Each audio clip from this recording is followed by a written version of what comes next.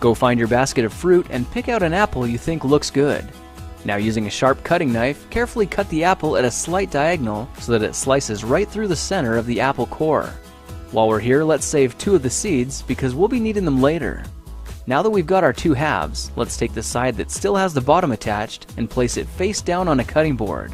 We'll need to place 2 butter knives perpendicular with the top and bottom of the apple.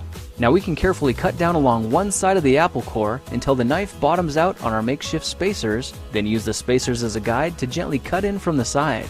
When the 2 cuts meet, you'll have an apple wedge that pops right out. And while we're here, let's cut a piece from the other side the same way. Now our goal with these is to cut out 3 more L-shaped wedges about a 1/4 inch thick. And this time, rather than cutting in sideways toward your fingers, try turning the piece over so you can cut downward and meet the first cut at the bottom.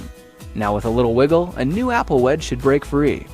If you repeat the process 2 more times, then stagger the pieces back together, the effect is a beautifully layered wing. Now just cut the other piece the same way and your swan's body should look like this.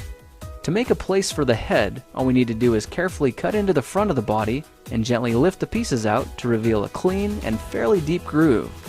At this point, we can go ahead and grab the other half of the apple and place it between the butter knives like before, but this time we're just going to use them as spacers to cut an even slice off the bottom.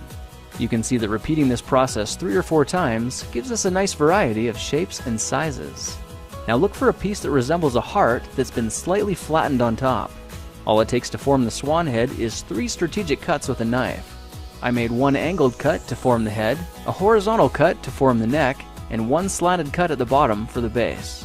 Now you should be able to see how this is coming together, and to clean it up a bit, just use your knife to round off the sharp edges. All that's left now is to place the apple seeds where you think the eyes should go, then use the side of a butter knife to press them firmly into position.